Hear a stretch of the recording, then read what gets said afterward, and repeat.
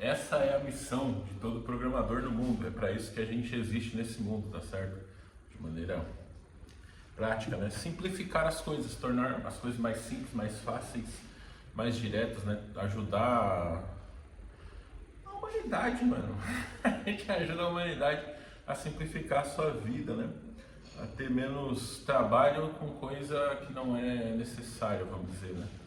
De certa forma, a gente pode pensar a programação como mais uma ferramenta, né? Mais um passo nessa jornada da humanidade de sair de uma situação ruim de vida, uma vida muito trabalhosa, muito desconfortável, para uma vida cada vez melhor, onde você cada vez consegue produzir mais, com mais facilidade e ter mais conforto, ter mais tempo livre, mais qualidade de vida, né? Eu vejo a programação como uma coisa muito bonita nesse sentido, né? E o legal é que eu gosto de simplificação de coisas, sabe? Isso é uma coisa que, nesse ponto, né? Eu acho que a programação, ela casa perfeita comigo. Tudo bem, no dia a dia a gente não consegue ter essa noção, né, do que a gente faz. Por exemplo, meu trabalho que eu fiz aí ao longo da minha vida, vamos pensar em alguns aqui. Todos eles eram para simplificar alguma coisa, né?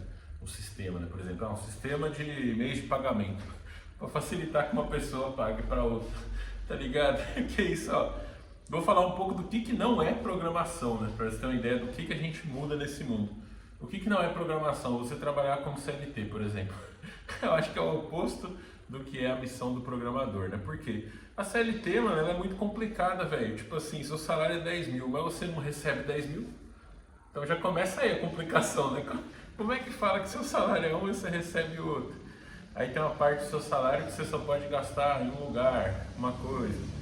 Então, por exemplo, você tem um dinheiro que você pode usar só para andar de ônibus. Pô, o dinheiro que você pode usar para ir no mercado é bom. E aí tem aquela divisão, tem coisa que você pode usar no mercado, tem coisa que você pode usar no restaurante. Então, mano, pra que complicar desse jeito, sabe?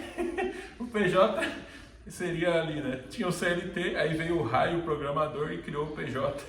Que o PJ é muito mais simples, mano.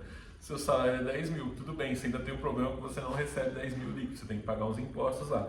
Mas aquilo que você recebe, você usa com o que você quiser. Como diria um saudoso político brasileiro, se quiser usar para comer gente, você pode usar. O dinheiro é seu, tá ligado? Então, é uma coisa que você fica mais livre, né? Nesse sentido. E é uma coisa mais simples, né? Porque veja que existem muitas complexidades no ser humano, né? Eu acho que, sei, eu posso tentar dar uma explicação, dê a sua explicação também, por que você acha que a gente complica tanto, né? Todos nós, mano. Inclusive eu também complico muitas coisas que poderiam ser mais fáceis, né?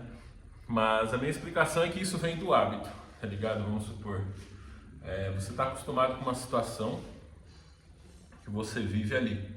Aí de repente o mundo muda, aquela situação mudou, mas você continua com aquelas travas, né?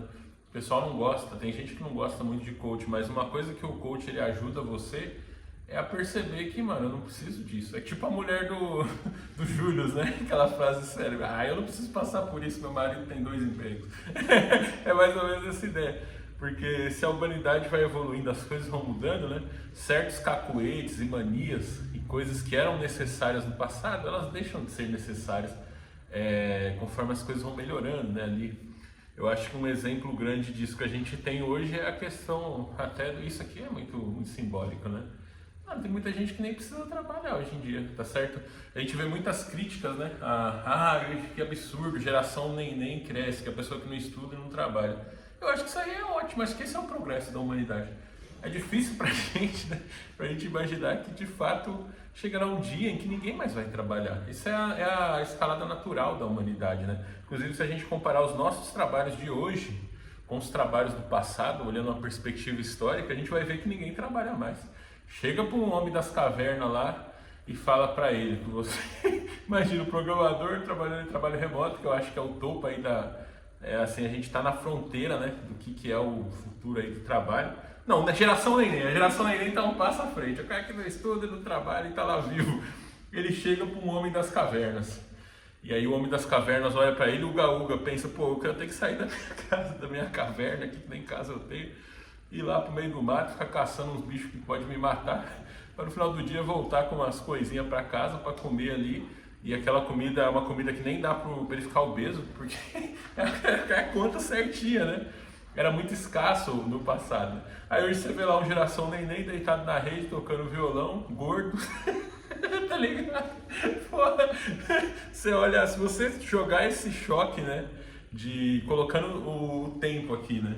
Se você for comparar o que um homem das cavernas precisava só para sobreviver, que hoje é uma pessoa aí da geração neném, ela sobrevive melhor do que o homem das cavernas, ela tem uma qualidade de vida melhor, ela vai viver muito mais que o homem das cavernas, passa muito menos perrengue, né? E olha como isso é consequência dessa evolução, né? A geração neném, eles são assim a simplificação da vida de trabalho, por exemplo, né? Porque você tem esses dois caminhos. Vamos supor para você, lembrando dessa história, né? Você tem o trabalho aqui como provedor de recursos para a pessoa sobreviver e melhorar de vida e tudo mais, né? E aí para você executar esse trabalho ele foi se tornando complexo. Aí chega ao ponto que é aquilo que muitos da nossa geração a gente passou, né, mano? De ficar trabalhando de dia, estudando de noite, sem tempo para nada. Por quê? Porque o trabalho ele era muito complexo para gerar as coisas. Só que da mesma forma que esse trabalho ele é complexo, ele também gera muitos frutos e muitos excessos, né? Tema de estudo do minimalismo total, né? A forma de organização da sociedade ela se torna tão produtiva que você produz excesso. E esses excessos, um grande retrato disso são os nenéns, mano. A pessoa que não precisa estudar, não precisa trabalhar e tá lá viva. E às vezes vive até melhor do que muita gente trabalhando. Então, isso é uma simplificação, né? Da mesma forma que, sei lá, mano, falar de tecnologia, a primeira coisa que vem na minha cabeça é o Uber. Eu acho que é uma tecnologia que transformou muito o mundo. Você precisa ir de um lugar até o outro, né? A simplificação da simplificação seria isso aqui, eu preciso ir de um lugar até o outro. Como é que eu vou desse lugar até o outro? Posso ir no meu próprio carro, posso ir a pé, posso ir de bicicleta, transporte coletivo, poderia pegar um táxi. Agora com o Uber ele me ligou, nessa opção do táxi ele me ligou ali direto com o taxista, né? E vocês sabem que o taxista ele é uma profissão que tem várias restrições por causa do governo, mas isso tem um motivo, né? Do passado você precisava ter uma confiança, né? No final das contas é isso, o cara ser um taxista significa que é um desconhecido, que você vai pagar para ele, porque o governo certificou ele para te transportar de um lugar até o outro. Mas veja como é cara a estrutura, né? Você manter o governo para poder certificar se um cara é confiável ou não. O Uber conseguiu simplificar muito isso, né? Você tem ali no seu celular a nota do motorista para você ver, cara, se é confiável ou não. Você chama ele, vem na tua casa, te pega, te leva, né? E aí você tem a simplificação da simplificação da simplificação, que é o trabalho remoto. Olha, se eu não preciso nem ir para um lugar, eu já não preciso de carro, de bicicleta, de a pé. Não, eu só fico onde eu estou e faço o trabalho em casa mesmo. Tá ligado? E a programação, ela puxa, né? Eu acho que a grande beleza da nossa área está aí, que a programação, nos nossos tempos pelo menos, é quem está libertando mais a humanidade dessas complexidades da vida, né? É claro que existem complexidades reais, né? Como era o caso do Homem da Caverna, ele passava o dia caçando, podia morrer lá. Imagina a diferença, mano, de um programador trabalhando remoto com o Homem da Caverna. O Homem da Caverna podia morrer trabalhando, o programador remoto ele fica em casa, tá ligado? Não precisa nem sair de casa. O Homem da Caverna nem casa ele tinha, ele se arriscava num trabalho difícil pra cacete e que era muito pouco produtivo, de modo que ele tinha que morar numa caverna, tá ligado? Tipo, era tipo um morador de rua, né, hoje. Então, a programação ela vem puxando essa corda nos nossos tempos, né? Ela tá, ó, a humanidade vem para uma vida mais fácil, uma vida mais simples, né? Uma vida onde você consiga se comunicar com pessoas do mundo inteiro aí, sem sair da sua casa. Imagina, né, mano, se a gente for parar para pensar, né? Claro que tem coisas que elas...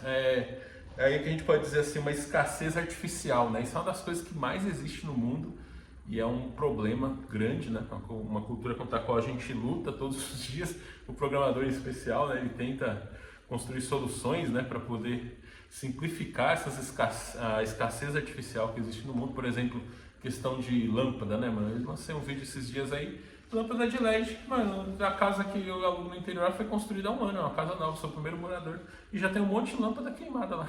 Sendo que aquelas lâmpadas mais antigas, tem uma lâmpada aí que já está acesa há mais de 100 anos, né?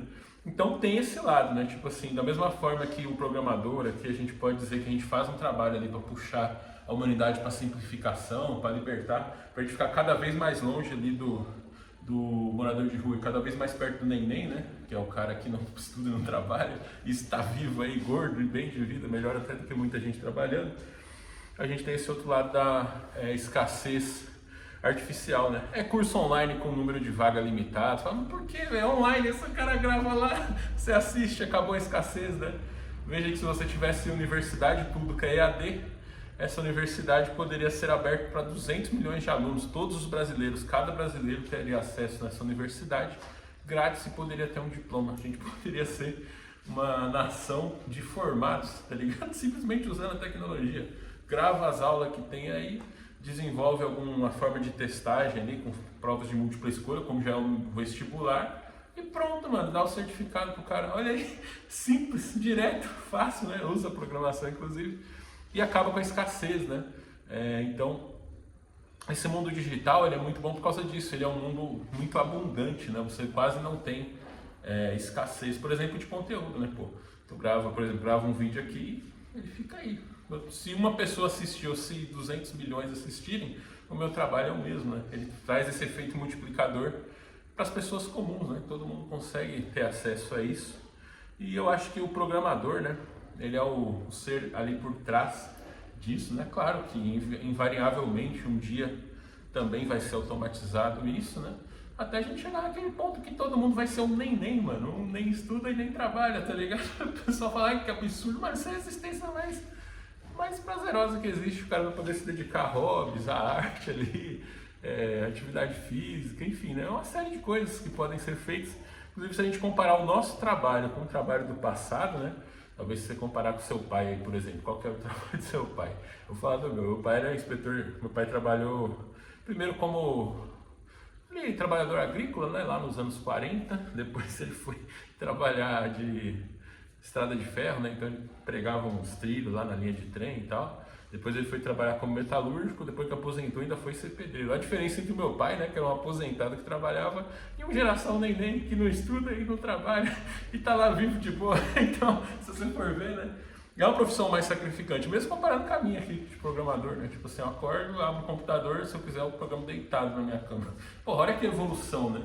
Se você for ver o meu trabalho hoje, se você olhar o trabalho do meu pai e o meu trabalho parece quase um hobby, é quase uma diversão. Se você olhar de fora ali, eu tô com o computador, você não sabe se eu tô trabalhando, se eu tô vendo alguma coisa, se eu tô jogando, porque é um trabalho muito mais tranquilo nesse sentido, né?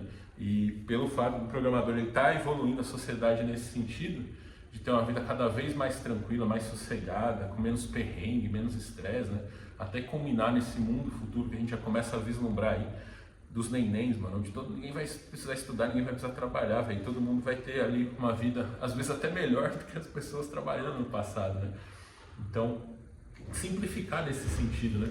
Porque existe até meio que um cacuete mental, vamos dizer, né? As pessoas, elas estão tão bitoladas nessa realidade de sacrifício, que acham que o sacrifício é bom. Tem essa cultura, né? Eu, nos saudosos tempos aí do canal, que eu tinha um quadro chamado Jovem Tranquilão, eu chamava isso de a cultura do sacrifício, né? É aquela cultura da dificuldade pela dificuldade, do sacrifício pelo sacrifício, de fazer o mais difícil podendo fazer o mais fácil. Então é um certo apego, né? A pessoa está acostumada com aquela realidade escassa, ela acha que tudo que ela vai fazer tem que ser difícil, tem que ser trabalhoso, e ela não consegue desfrutar desses novos tempos que estão vindo, né? Ao ponto de achar que tem uma geração neném e isso está crescendo é ruim. Não, é para comemorar, mano. É para aplaudir de pé, é para dar pulo de alegria, né? Significa que a humanidade está cada vez mais indo nesse sentido, de uma existência mais prazerosa, mais leve, né? Sem tantas obrigações aí, onde você possa ser mais livre, né? Então, eu acho que isso é muito bom. Para ser mais livre como programador, acesse meu curso jovemtranquilão.online. Lá eu te ensino tudo que eu aprendi nesses 17 anos aí para você ter uma boa carreira, né? E no nosso próximo vídeo, eu vou falar sobre o sotaque do trabalhador remoto. O sotaque tem a ver com isso aqui, né? O sotaque estava muito relacionado à região onde você nascia, as pessoas que você convivia. Então, só de ouvir você falar, a pessoa já conseguia saber de onde você é. Mas recentemente teve um podcast onde o nosso querido Mano Deivin participou. Ele estava falando sobre isso e eu chamo isso de o sotaque do trabalhador remoto. É uma coisa muito legal, um fenômeno que acontece que a gente percebe no dia a dia. Então clica o card aqui para ver esse vídeo que está muito legal, estou te esperando lá.